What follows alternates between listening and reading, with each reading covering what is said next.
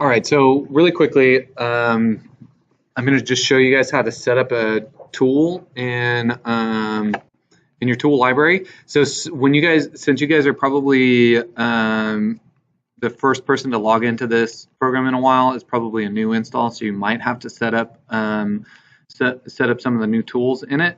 I just want to quickly show you guys how to set it up. You would go to Tools, and then you can do Setup Library. And I want to make sure that everybody's using the same tool library and stuff. So Tool 1 is going to be our 1/8 inch end mill. And so Tool 1, we're just going to click on Tool 1, and you're going to type in Tool number 1 up here. And then it is an end mill, so it's flat. So if some of them are going to be ball end.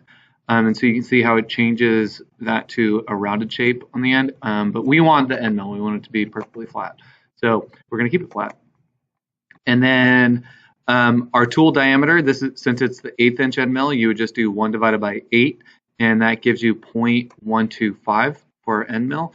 And the number of flutes is 4, and our high-speed steel, and that's really kind of everything you need at this point. We're not going to do a height offset for it, simply because you won't need that on your simulation. I've already set up the offsets on the actual machine when you get to the computer running that machine.